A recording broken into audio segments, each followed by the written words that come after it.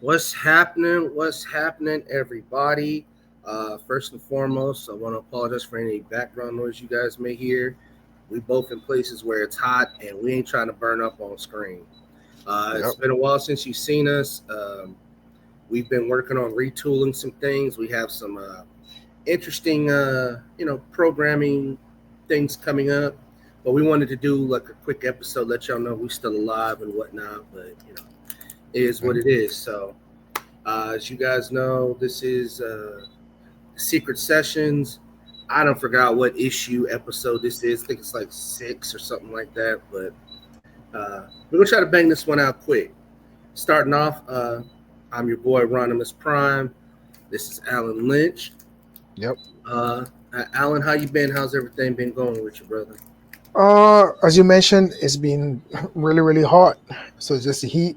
I got a little bit of a cold this week, but I kind of just battling with that and just reading some books and playing some games, and that's just it. Just just trying to keep cool for the summer. Yeah, it's summer here. Like I said, we have a AC unit running right now, so I apologize if y'all hear that. It should honestly sound like ambient noise by this point.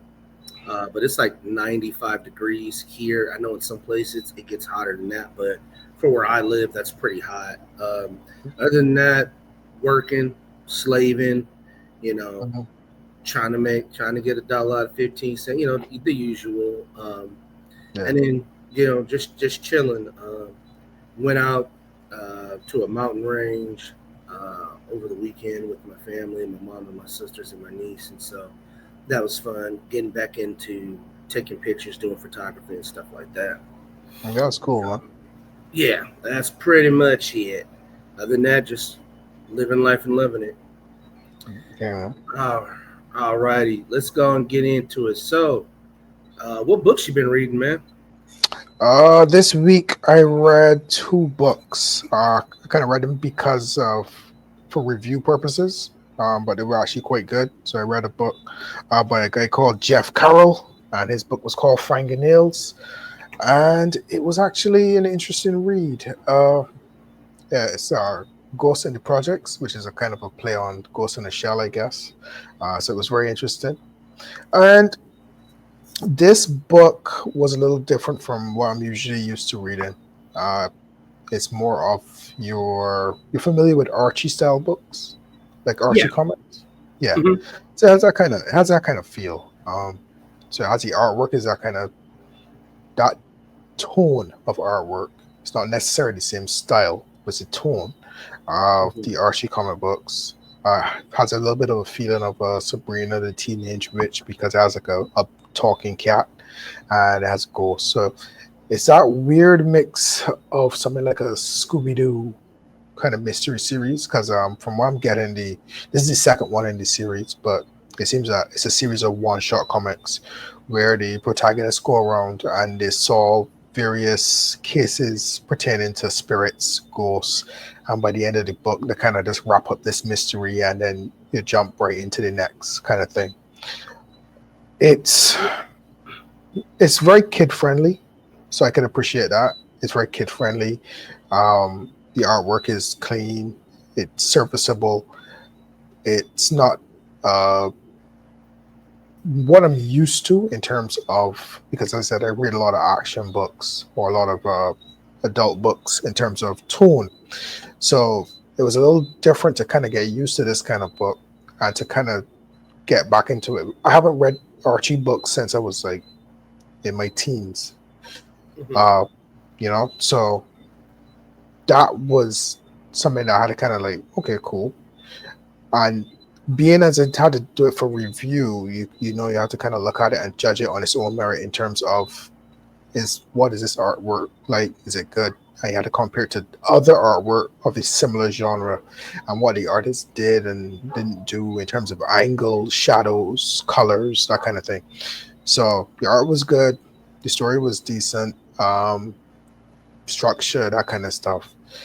It had a few jokes in it that kind of made me chuckle a little bit. But all in all, I would say it's a good book, and I would recommend it for young readers. Not many books I've come across that I would recommend for the younger folk. Uh, That's, you know, it's interesting that comic books are really You're here. Your headphones. We're losing audio quality with you. sorry. I was saying, you can hear me now? Yeah, I can hear you Can now. you hear me? Yeah, Yeah, I was just saying that it's interesting where comic books when we were growing up were kind of geared towards kids. A lot of the books I kind of read now they're more geared towards older adults, kind of thing. So this book was a little, refreshing to see someone going out of their way to make a book that was more suited towards a younger demographic. yeah. I So I'd mean, recommend it. comics with us. They grew up with us. I mean, and it's interesting that you said it because I mean, Marvel, DC, the '80s, well, '70s and '80s started to see a dynamic shift in storytelling. They got a little Mhm. bit more grown. The subject matter got a little bit more grown. But you're saying this is kind of along the lines of Archie comics, which it's surprising what Archie has done. If you guys Mhm. ever like look up Archie's publication history, it's a little bit interesting. Everything from putting black people on the covers to like interracial dating, kissing, stuff like that. Archie at times has been bold, but oftentimes people forget about it. People, I never hear anybody say anything bad about Archie comics. Either you like them or you don't. They're just like that. Yeah, They're that book that nobody says anything about because Archie don't bother nobody. Archie's just trying yeah. to always entertain folks. You know. I don't know if you can remember in their earlier days. I remember when I was a kid, they actually had a line of superheroes also. Uh, yeah, they had a guy called the Comet. There was a guy called the Shield that looked like Captain America. They were very like short-lived series, and then they kind of just bowed out of that superhero stuff. You could kind of look it up. They had their own line of superheroes for a bit. Yeah, I mean Archie's been around as long as Marvel and DC. Yeah, yeah, People like you see Archie Digest comics in the grocery store. You know the characters, but Archie's been around since the '40s. They've been around since the golden age. yeah, But yeah. yeah, and So surprisingly, what? their art style has remained relatively the same. Yeah, that is amazing. Actually, yeah, they have a whole style which you have to kind of fit in. So there's a number of different artists who can draw in that style. So what about you? What have you been reading? Um, uh, Obviously, I've done a review for Absolute Green Lantern. I did one for uh, Illuminati or Charlemagne the God's Illuminati. That's Brian Edward Hill. Is it? It's Dennis Cohen, right? Or Dennis Cohen. Mm, I always mess up his first name or Cowan. mm, So if you listening, man, I apologize. I don't mean to butcher your name. It's just the way when I see it spelled, I always think Denise instead of mm, maybe it's Dennis. I read those two. mm. I'm still well. Actually, we'll get to that in a moment. But probably the best thing that I've read is Absolute Green Lantern 4. You guys can check out my review. It's on Secret Society of Black Comics, and it's via my Substack, so you guys can check that out. It's been an interesting series. It started off slow, but it's building to somewhere. Each issue leads to something different. Not different, Okay, but leads to more and more. Like, okay. and I know, like in our admin chat, there was always the talk about like, this they sold us on Joe. They sold us on Joe. No, they Mm, basically told you Joe's the Green Lantern. The book's not absolute Far Sector. It's absolute Green Lantern. But the okay, covers were to tell you she's going to be the Green Lantern, and as of right now, she's the only person that's a Green Lantern. Um, okay. yeah, I haven't been following the absolute like I've been popping in and out. Are would you say all the is that linked to the other absolute books? Is it like one universe or each of them is their yes, own yeah. separate? And so that was the question that people had in the beginning, where do all these books take place concurrently? And what Mhm. you're starting to see now, like I believe Absolute Batman and Absolute Superman and Absolute Wonder Woman are reaching issue 6, so they're nearing the end of their first arc. Um, but you're starting to see with Absolute Flash. And speaking of which, this issue they mentioned like Lazarus. Lazarus is like a connecting thread through these Absolute books, and so all of these books are now starting to give these little hints that they are connected. So like I said, Lazarus is mentioned in the book, and it talks about how they're having whatever little issue they're having, and they're obviously referring to Lazarus dealing with Absolute Superman. Okay, cool, So cool. yeah, so these books are starting to show that they are connected. Um, I'm finding their stories interesting. I mean, they're simply doing with Absolute Universe what Marvel did with the Ultimate Universe, the first iteration, which Mm, is tell these stories. They have their own unique. They're going to have their own unique continuity in history. All these characters don't start off the same. You know, I know amongst us, one of the concerns was that in other Absolute books, you get to see these characters, you know, being who they are. Like Absolute Batman is Absolute Batman in uh, Absolute Batman issue number one. Same with Absolute Superman and Absolute Wonder Woman. Once again, this is Absolute Green Lantern. So it's got to tell the story of a bunch of people, and mm. it's like how do I want to put it? We told you that Joe's going to be the Green Lantern. Now watch how we get to that point. Mm. Watch how we it's reconstructing and reinventing like the Green Lantern mythos. And so Okay. while I will, yeah, I mean it's been consistently with me at about an 8. And what you said about fingernails and judging it based on its own merits, like it's essentially like a horror book for kids, right? Mm, mm. Yeah, Kind of it's like yeah, horrible for good. yeah, like Goosebumps, right? Yeah, You're not gonna judge Goosebumps on the same wavelength as you are Stephen King and stuff. Like yeah. uh, I had somewhere I was going with that, but fucking I can't remember. Now I got lost because there really was somewhere I was going to, but it's like I'm judging this book kind of just based on where it's at.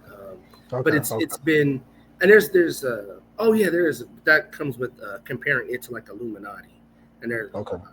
when it comes How to is movies. how is Illuminati book? I've been hearing a lot of things about it, mixed reviews, kind of thing. What was Okay. your take on it?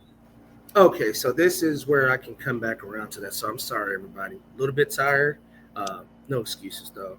So, in my initial review of Illuminati, I gave it an 8. Mm, Then I read Absolute Green Lantern 4, and I'm like, this is an 8.5. And I'm like, there's no way that I could give Illuminati an 8 and give this book an 8.5, even taking into account judging it on its own merits. Like when I initially read Illuminati, it hit a couple of notes that I expected it to hit.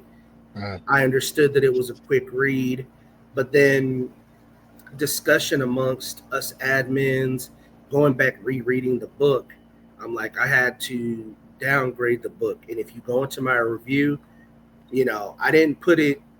It's why I amended it is at the end of the review. I kept the original score in there so you can see what I originally had it at, Mhm. and I added a paragraph about why I amended it and the new Okay. grade. But I also put in the title that it was amended, and Okay.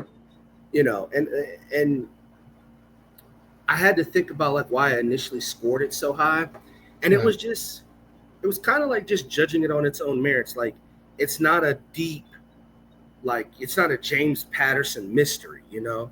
But for a quick when I read it, as somebody who's read a lot of comics, I'm like, okay, this is a quick 5 minute read or less. Did it hit the notes that I need to understand that it's a mystery? Yeah. Is it something super deep? No. Okay. But once again, uh, fans of the page, fans of the show, just transparency and just thinking about it, like the book is like a 6.5. Mm. What's the And art like? What's the art like? I haven't had a chance to kind of look at it. Well, what's the style of the art? Is it a noir uh, kind of style, or was it? not as much noir. I mean, it's in colors, not a lot of shadow. Mm. Um, might have could have helped certain scenes if it were in black and white and Okay. shadowy. Maybe some scenes where she's like playing the guitar by herself, reminiscing about her sister. That Hmm. might have helped, but I mean, it's not bad, but it's not like wow, wow. Okay. It's judging things on their own merits. Mhm. I'm gonna fuck up his name, Dennis Cowan. This is his standard. Like I put, Mhm. that's a great way. Oh, now the energy wants to come. Long day at work, folks. Uh, but it's his standard. Like he could Mhm. do that in his. He could literally do that in his sleep, right? Mhm. Like, and I don't know. I don't know when. Ah, shoot. I don't know when. Like they plotted this out because something that Imani said. Like I believe this is Charlemagne the God's plot, but it's Brian Edward Hill's script. But Gotcha. yeah, but art wise, I don't see how this was a challenge for Okay. Cowan. Cowan, y'all once again forgive me if I butcher his name. It just isn't. This is something he could do easily. Okay. Gotcha. Gotcha. Um, but uh, I wanted to say like the reason, one of the big reasons why I downgraded it is in storytelling there is a set of terms or a term, compression and decompression. If you want to see like decompression, read Warren Ellis's Ultimate Nightmare. That trilogy, that's a lot of decompression. Some of that stuff, like we don't need to see everything. Like it's like you got a character that's making a sandwich, and we got to see the character grab the bread and grab the Mhm. lunch meat and the cheese, and then put it in the bread, warm it up. Yeah. None of that. None of those individual actions. Can you tell a story with that? Yeah, but you usually want to have something going on, maybe in the background, so Yeah. that you know that by the time they eat this sandwich, some shit's about to pop off. Whereas compression is literally just showing menial actions. You don't need all of that. This Right. story suffers from the other side of that, which is compression. So there's a Mhm. lot of instances in this story where certain scenes really should have been allowed to breathe. Gotcha. Yeah. Certain scenes where characters really needed more room to move around. For instance, there's this character named Damien. If you see that scene, it plays out in that book really quick. Makes me believe that this script was more so meant for live action, like TV. And you're Mhm. probably thinking, like, Ron, if it's a quick 5 minute read, how would it make a 22-minute episode, just a half-hour episode? Well, I want people to understand if you've never shot video, even doing this podcast, you don't realize sometimes just how long 30 seconds of recorded action is. So I would challenge any fan of the show, anybody watching, you usually can find it on Facebook, but you can Google it. Google up the screen time for each character for Infinity War, and you'll be surprised because in your mind, these characters were all throughout the movie. Yes and no. They are all throughout the movie kind of sporadically. What they really are is they're throughout the story, but not really the movie itself. But you can actually go and look up like the amount of screen time, and nobody had more screen time than Robert Downey Jr. You want to Right. know that's a 3 hour long movie. You want to know how much screen time he had? If you put all his scenes together, it's a little over 27 minutes. Idris Elba, I think, is in the movie for like a minute. Like Yeah. I don't think the sum total of his scenes is a minute. But when you watch it, it feels like he's there longer. So that's where I'm coming up with this. Like as a TV script, it probably would go longer because oh, go ahead. No, I was just gonna say, yeah, you could be correct. Because a lot of people are using comic books as a gateway into television now because they use it as a proof of concept. So it's not surprising that sometimes creator, especially someone like Charlemagne, would do a comic book first, which is a lot cheaper than doing a TV pilot. Yeah. So And you know, and it makes and sense. and the script writing is pretty much the same. Yeah, yeah. Pretty I, much the same. And so just taking that scene with Damien, when you guys read the book, it's really quick. But imagine that scene live action. Damien wouldn't look static. He wouldn't look like he's standing still. He'd be moving around his living room. The camera would be following him. They would be close-ups. There'd be wide shots. Things like that. The scene where she's playing the guitar, that scene would probably go for a minute and a half. You uh, know, and this is 22 minutes, a 30-minute show with no commercials. But in a right. comic book, those scenes are really quick because there's a lot of nuanced action you're not getting. Yeah. So, Yeah, uh, for what you're talking about, it does sound like it's a bit compressed. As a well, it creator, is. sometimes you have to kind of find a balance because you want the artwork to breathe, you want the reader to kind of feel a passage of time, because that's one of the most difficult things to get across on the page of a comic without putting a caption is how much I time did has not. passed. I did You not. didn't? I don't. No, I'm just sitting here thinking like we still got the cover for Fingernails up, and I didn't think to get the cover for Illuminati up. So I'm sorry, y'all. But yeah, that's just like I said. If you guys read it, a lot of times if you read a comic and you can breeze through it in 5 minutes or less, it's suffering from compression. That means they took and it's not even a lot of stuff. It's just a lot. It's just some nuanced stuff, and they just really compressed it down. Another thing is like amongst our admins, the passage of time. Like for me, I kind of understood the general passage of time, like from the beginning of the story till we get to the end. It's roughly like 24 to 40 hours. Maybe with the passage like of a week between when her sister died, and that's what it is. Is like they're from, I believe, Missouri. If they're twin sisters, it's Jackie and oh my God, I can't think of the girl's name. It's been a little bit since I read it. Is it Lily?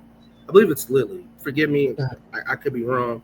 Um, Her sister had went out to LA to do music, and it's one of those tales where small town girl goes to the big city with big dreams, ends up ODing, but all is not as it seems. And there's a Okay. little bit of supernatural in there. Um, they could have done a little bit more with that.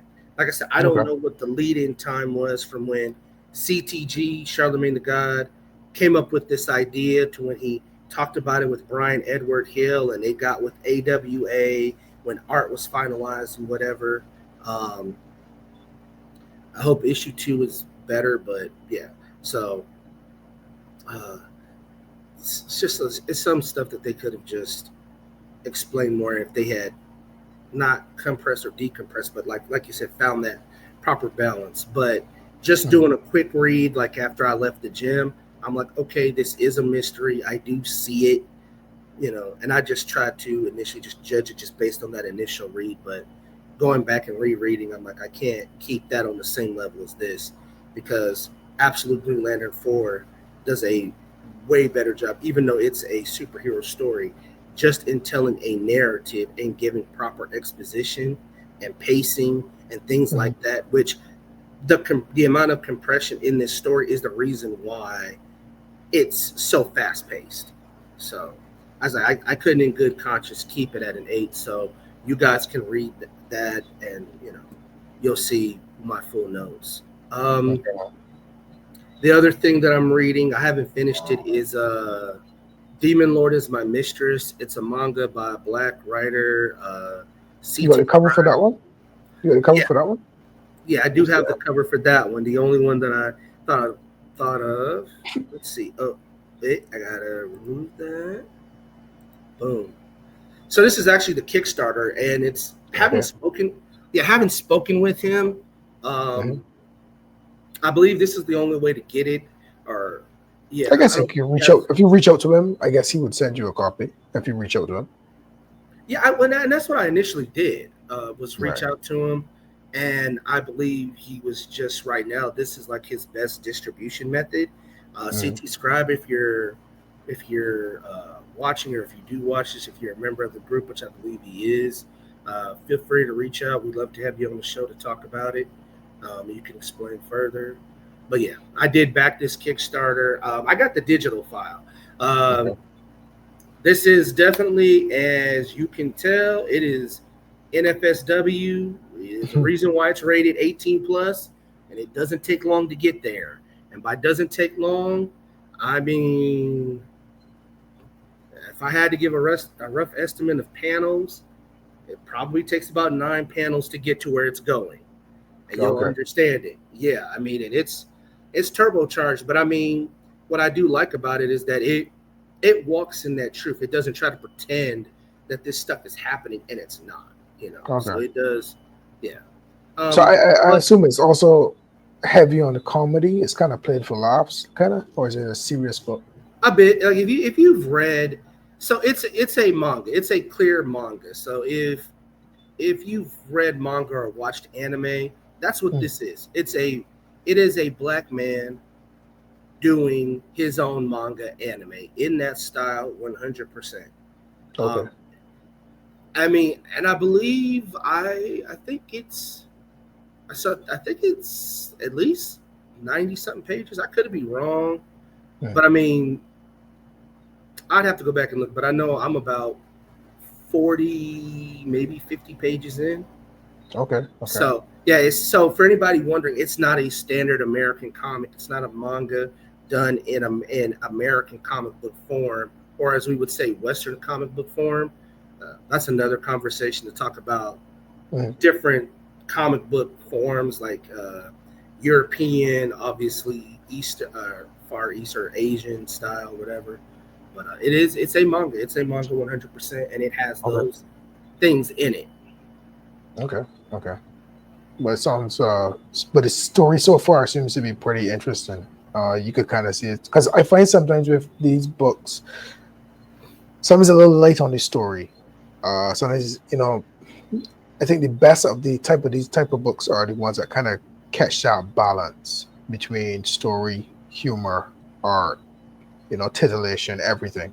It's a kind of you kind of really have to kind of find that right mix because if not, Uh, or you haven't gone that deep into it as yet. well, no, I mean I'm deep. So this is once again for Mhm. me because this is what I Yeah. was going to say next. Judging it on its merits, because like I said, if you've nothing about this book will throw you off if you've read manga or anime or read manga or watched Mm. anime. Okay. At times I did feel the pacing was a bit fast, but I'm thinking it's it's kind of like it's a manga, but it leans more towards like an anime style of pacing. Okay. Um, it's a isekai. It's a isekai, which means another world. Mm. So you have your lead character. I think his name is E. He's summoned to another world by sister gal right here, which I no, he was summoned to another world by another character. He was intercepted by this character, which I mean I don't know about you, but I would kind of considering who summoned him. I would say she's the upgrade. Okay. But it ain't like who summoned him was bad. It's just it's like moving up from a small Benz to a E class. Like you didn't really lose anything, and it's kind of hard to talk about this book because there's a lot of NSFW. There's a lot of NSFW moments, Okay. No but problem. it No problem. but it does have the typical like isekai tropes. I mean, Okay. he was summoned by a goddess. She's the demon lord. Really thinking it's better to be with the demon lord as I look at the picture more. Okay. Um, yeah, and yeah, it's like yeah, if you've ever watched like the first episode of a somewhat decent isekai anime, it's Hmm. just like that. It's Okay. every bit just like that. Okay. I'll have better thoughts for everybody once I get to the end of it. But like I Hmm. said, if you are not used to like manga or anime, you have to read this book understanding and probably don't need to start off with this type of book. Probably need to start off with another type because I would hate for somebody to like read this and be like, man, this sucks, blah blah blah. But it's like you don't read anime or manga, so you don't recognize the, as I The say notes, tropes. but reality, I say notes, but yeah, the tropes, The like that tropes, stuff yeah. would look, yeah, that would look odd to you. Like, why are they talking about skills? Why does it look like a video? Why does he talk like Yeah, I there's a got you. I video got you. game prompt? Yeah, and I'm like, those are all things that happen, and so Mm. that's what we kind of mean by judging it on its own merits. Like, Gotcha, gotcha. you, Yeah. yeah, well, I'm explaining to people like you can have 10 books, and an 8 or a 9 could, or a 7, 8, or 9 could be different for each type of book because they fill a different niche. You Yeah. know, like a Stephen King horror book isn't, if it gets an 8, that's not the same as a superhero 8. Not that it holds any less value, but how you came to that grade Hmm. is different because there's different things you have to look for. And so far, pacing is a little bit fast, but that's one of my biggest issues. But I haven't read further enough in the story to point out anything else. Other than that, I recognize every trope so far. Okay. Okay, So well. I won't give it a grade, but I will say it's not unrecognizable. The story's not bad, but slow down. But Mm. even then, that's probably still just because it is in manga form, and those things tend to do that. Okay. Gotcha. Gotcha. So enough about me. What you been reading? All What right. else? So, well, the last book I think I sent you the cover for that one is a book by Jamal This Harley. week, or is it the other one? Oh, he froze. All right, I'll wait. Yeah, right. This is a series that's very similar to. I don't know if you're familiar with books like The Boys, Wanted, those kind of things. It has that kind of feel where, again, it's like a deconstruction of the superhero genre, but at the same time, it's a little different. So it's a very interesting book. It's a superhero book, but instead of following your typical superhero or supervillain, you're following one of the regular henchmen in a corporation. And this And this is the right cover though, right? you could put on the cover for part one. That's Oh, okay. book So this is two. part two. Yeah, Okay. that's book two's cover. Okay. Sorry about that, Yeah, everybody. yeah, yeah. So this is the guy you're following, Did, and he's the main protagonist for the series so far. And I say so far because it's a very complicated book in terms of like when you get into book two, you get the narrative kind of shifts to another character. He's still in it, but you're kind of following another character's POV. You get into other characters' story kind of thing. The world is very, very rich, very well done. You could tell that the writer really kind of thought about everything. And similar to what you were saying, it I would say what it does suffer from, it could it could it could need some pages to breathe a bit. So Yeah. you're kind of, it's a lot of information you're taking in at once. But it's for book one. Book one, I would say, is the one I kind of enjoyed the most so far. Not saying the others are bad, but coming into the story, the way how they led us into the universe was very well done. There's light humor in there that actually made me kind of laugh. And right off the bat, you got a feel for what the world was. It's a world with aliens, it's a world with superheroes, it's a world with supervillains, corporations, uh, people with superpowers, super suits, there's vampires, there's werewolves. But the way how it's done so seamlessly, you just kind of just accept it. You know what I mean? Hmm. And so I kind of really like how they did it in the beginning, and they introduced the main character, and he's just this normal mid-level guy. So we usually, when we're watching stuff and you watch pictures and movies and stuff, you're either following the lead bad guy or the second in charge or something. This guy is just a henchman. He's just a guard. He's just a guard kind of thing. And it goes into book two, and in book two now you start to get into the pantheon of the heroes and kind of the pantheon of the heroes of this world.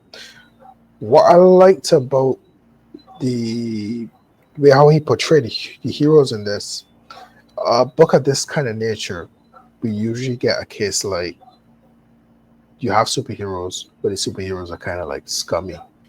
These superheroes are still superheroes. So there, although the world is very gritty and very real, and books of this type would then turn and show you a different side of superheroes where they're like really horrible people. These superheroes still have a heart. They're still good. So you kind of they still feel like superheroes. And the way the superheroes are also designed was very well done because they suit team dynamic. So no no superhero is overpowered. He only has like one or two powers. So he suits being a part of a team because he can't do everything himself.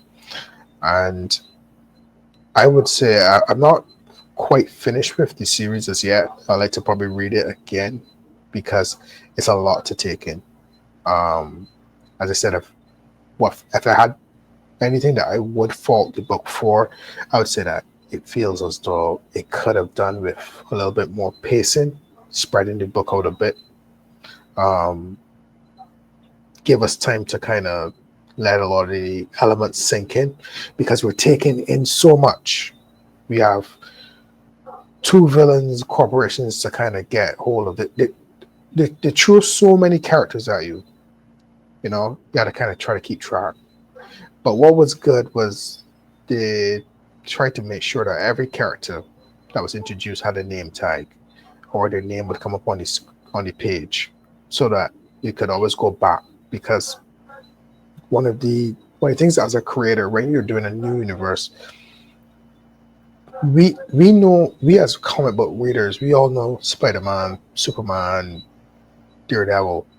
So if you name drop those in a book, we all know who you're talking about. But when you're creating something, the audience doesn't know who the hell you're talking about. So you have to Yeah.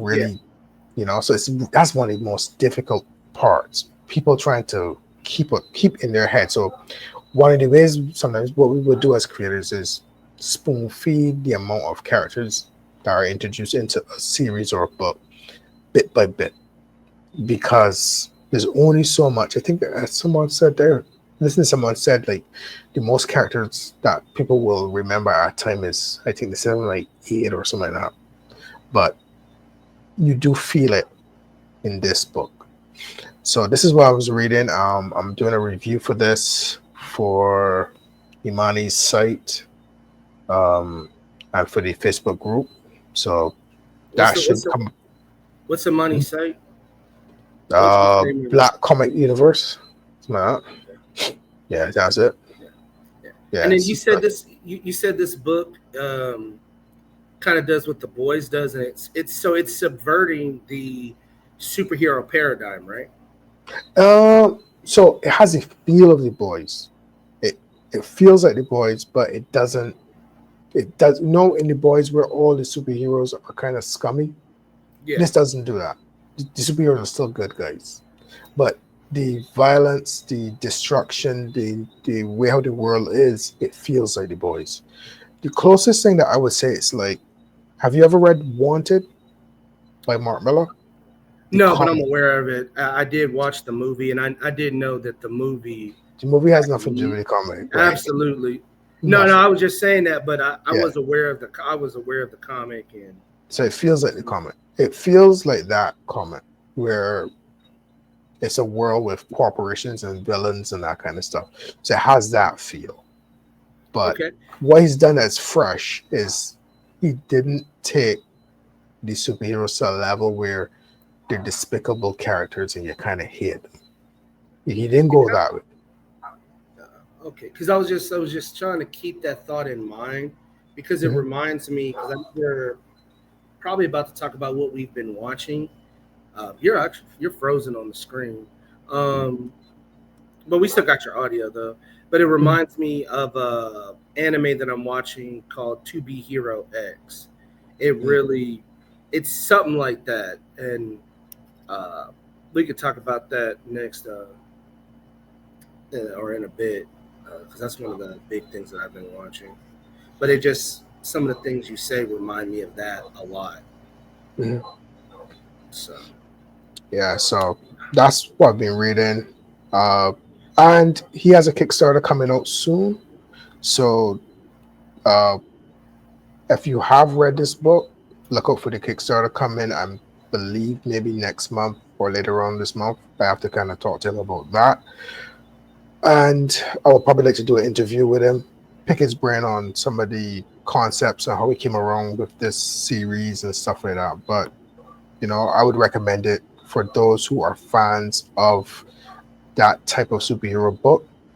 The one thing I would say is it's not a book that you can jump in on book 4 or book 3. You have to read the whole series. That it is what it is. You have to read the whole series. Yeah, you can't just jump in the middle. It- okay, yeah, I say see if we can get him on the show if he's willing to come on, do an yeah, yeah, interview with him. Not that's not a yeah, problem with me. So alrighty, well let's move on to the next thing because I know we said we were going to make this one quick, and so we had about 40 minutes right now. yeah. Um, so real quick, let's just do this before we get into TV shows. What Kickstarters are you did you want to highlight? Um, what I've been following, I was following. There's a Kickstarter called Hammer. Uh, that's funded. That book looks pretty interesting, and I there's another one I can't remember the name right now. Um, it's all female anthology book. I'll have to look it up. Oh yeah, let me It know what looks that's pretty called. interesting. Yeah. Ah, Midnight Mystics. It's pretty interesting. You can probably go and check that one out. It's an anthology of fantasy comics by Black women. Uh, it's it's about halfway funded, with about a couple days to go. So if you want to kind of check that one out, you could jump on. Okay, I'll look into that one. Yeah, and the Hammer book is funded, and we actually have a review up on the site also, so you can always check that out too. Okay. Yeah. Yeah. I'm thinking about maybe. I know we talked about it amongst ourselves, the admin, but Mhm. Hebrew Brantley, um, he's got a book. I know he's. There's a lot of people that know him, but I'm not ultra Mhm. familiar with him. Not saying that he's new, but I'm thinking I may back that one. But that Mystics book sounds interesting, so Let me that would check that one out. so. But yeah, I mean, as far as that goes, any other Kickstarter that I've done, uh, I did back Sebastian A. Jones Kickstarter. I Mhm. can't think of the book name right off the back, but I know Mhm. he promoted it pretty heavily on BCL, and um, it hasn't come out yet. The rewards are coming soon. I think I got the digital, or I think I backed the digital for that one. It was easily funded. Yeah. It was overfunded um, by like 700 or 800%. And I think for those of us that did back it, like digital rewards will be out soon, and I think he sent out an email letting us know about like possible tariffs and with his normal printer, but his U.S. printers, Yeah. ready, willing, and able, something along that nature. But don't quote me offhand. I'll have to go There's, find the information later. there's another Kickstarter here too that just came out. It's called 4 pages, 16 bars, a visual mixtape, volume 10. That's another book Oh, you can check out. oh yeah, yeah, yeah. Somebody submitted that for approval, which we do non-admin promo on Friday, so I might approve it that day. Might check that out. But I've seen that. Um, Yeah. Yeah. All This has right. been an anthology that's been around for a number of years. A lot of black creators coming together. So I think this is the final book. So this is like the final going down for the series. So if you were lucky enough to be a part of the anthology, you'll be a part of history. Oh, okay. All righty. Well, just to try to keep in line with what we said we was gonna do, Mhm. let's move on to the last subject. TV shows. Okay, What cool. you been watching? I've been watching two shows. I finished up the Ironheart series on Disney Plus. Um, it was okay. To me, it wasn't it wasn't worth the amount of hate it's getting, and it's just okay kind of thing, you know. Um, there was parts of it that was interesting, and I kind of watched it because it was one of the more series that was kind of tied to the MCU universe. Uh, so I kind of wanted to see if it had anything that would have reverberated into the upcoming movies or anything like that. But it was just okay, you know. I don't want to say much more than that. I would say it was okay. And on Netflix, I've been trying to finish up a series called Squid Game, which again was Yeah, pretty interesting. yeah, a And, series called Squid Game. Like people have never heard of Squid Game. yeah, so Yeah. I'm trying to finish that up, and I'm enjoying that. Um, and that's it. I've been doing a lot of writing, so I haven't been watching a lot of television lately. But that's it for me for right now. All right. I don't watch Squid Game. It's still funny that you tried to. Yeah, I've been watching a series called Squid Game. Like it's this little indie show, this little independent darling that Mm, only spawned its own live action game show and some other shit. yeah. Man. Um. So Ironheart. I have not watched it. I know, shocking. But the Mm, reason why is because I got turned off by all of the talk, good mm, or bad. Um, and as I've said in private, it's like I want to be able to watch it. Obviously, I could easily formulate my own opinion mm, about it, regardless of the talk. But I wanted to be able to watch it far removed from all of the talk. I mean, the show got hate and vitriol. Wow, you're frozen on the screen still. Let me see if I can refresh. Nope, that did not help. I can Anyway, hear you. yeah, we'll just work with the audios. It's just you're freezing up a couple of times on your end. But anyway, no, I just wanted to be able to watch it away from all the chit chat, all of the stupid chatter and all that Mm, shit. I want to be able to enjoy it. I'm at a yeah. point. It got to a point where it was like, yeah, I should watch it so we could discuss it in our group and see, just. But I'm like, I got tired of it. I got tired of seeing people hate it over here, people over love it over here.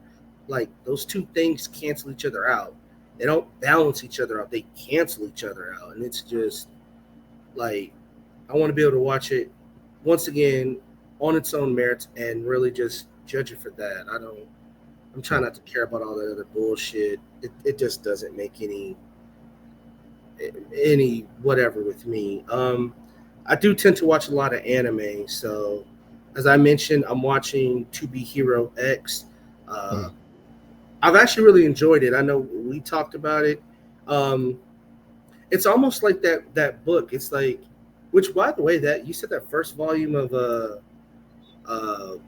that the one book you got the two covers for it. Is it Who's Bad or Mm, mm. Yeah. that's Who's Bad? That when you described that first issue, kind of reminded me of a Brian Azzarello story that he did about the Joker, and it's told from the POV of a henchman instead Mm. of like the Joker, but it's what this henchman sees. But there was a lot about it that you said that reminded me of To Be Hero X, and just kind of subverting the superhero paradigm. To keep it in anime terms, To Be Hero X and My Hero Academia are like almost two sides of the same coin to a degree. And what I mean by that is, like, if you watched My Hero Academia to this point, you know that All for One's purpose is to basically, well, one, besides take over, but also let let the public know that just because you have all these heroes doesn't mean you're safer. You know, like, yeah, there's that public image of safety, but here's what really happens when shit hits the fan. Like, essentially all of you guys are heroes, but you really shouldn't be, because most of you aren't worth the damn when shit kind of hits the fan. Um, to be hero X subverts that fantasy, like, what is it? What's the word I'm looking for? All for One destroys public trust in the hero.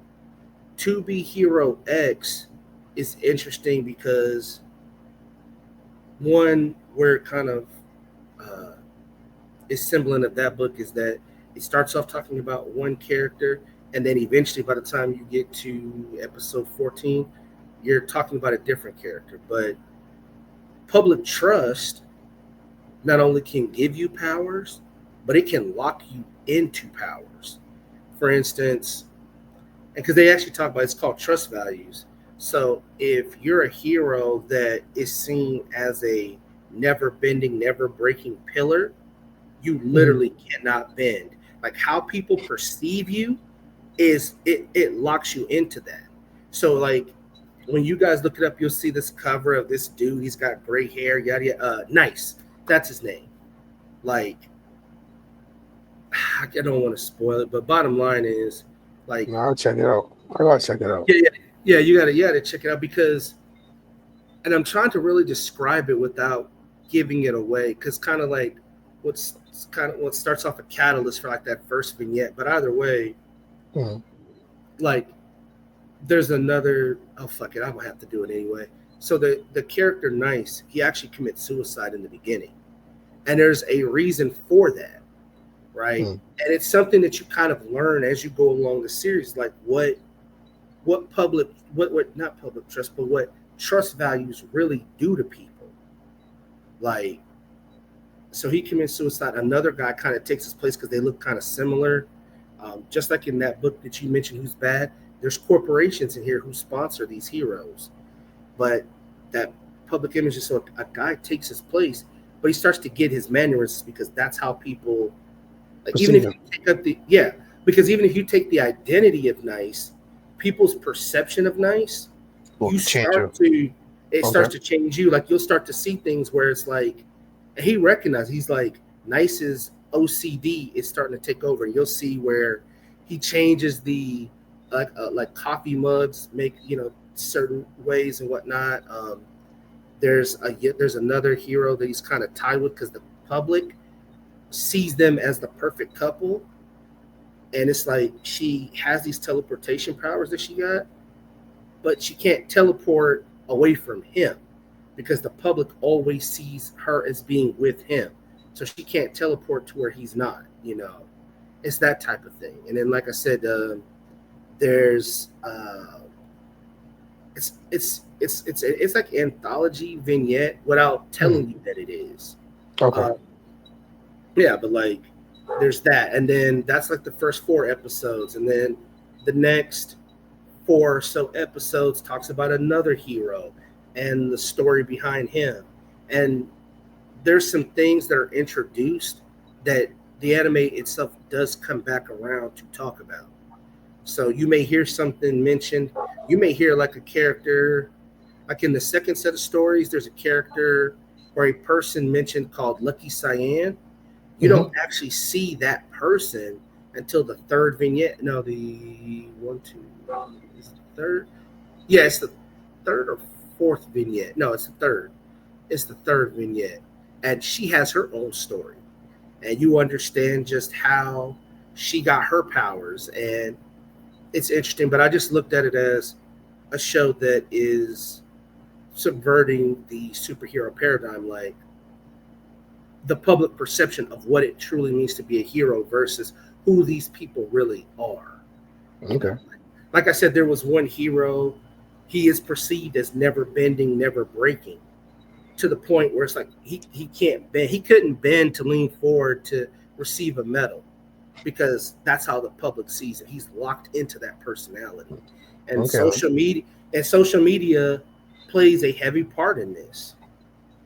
You know, um, so I mean, it affected him to the point he had to sleep standing up. He couldn't even sit on a toilet, like even away from the public. He could. You are locked into that, and you start to see that become more and more prevalent as the show goes along. So it's one of the more interesting animes that I've seen. Um, Other than that, that's probably the biggest thing. I mean, I saw Superman over the weekend. Um, oh, because yeah, we're reaching the end of this episode. So yeah, I saw Superman. I liked it. Okay. Um, yeah, I I, still I have to see it. I still have to see it. So probably we could probably talk about it maybe next week or so. yeah, yeah. I mean, I give it 8.5. I mean, without spoiling things, like we'll go into more detail next week if you watch it. But like, there's some nods of Superman 78, which is the first Superman movie. There's some nods of like Man of Steel. I would say right now, I don't know what the fuck is wrong with Lex Luthor. I do like the guy that played him. Like he did, I think he did a really good job. Like this, this jealous, narcissistic person, and like he embodies that really well. But there's a running theme with Luthor in most of these movies, and I'm like, when we talk about it, you'll understand what I mean by saying this. Is he a mad genius, or is he really just an evil real estate agent? Okay. Because there's just there's always a running theme with Luthor, Okay. and I'm like, Okay. yeah. But other than that, Mr. Terrific, you probably already heard, it's true. Mr. Terrific and Crypto steal the show. Okay.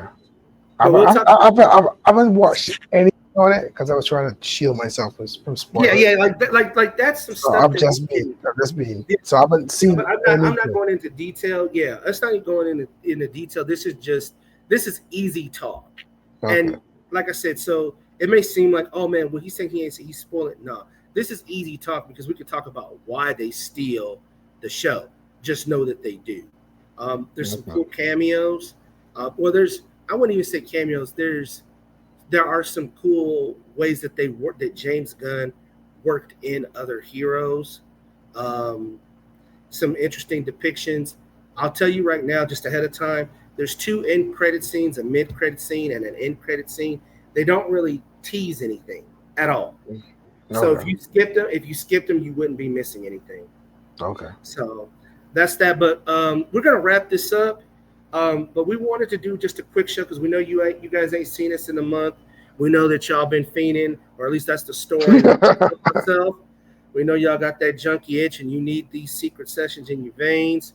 We hope you enjoyed. Like I said, we got some interesting like programming things coming. We got an interesting series Yeah. that we're going to announce pretty soon that we're going to be doing right now. It's up to 4 or 5 parts.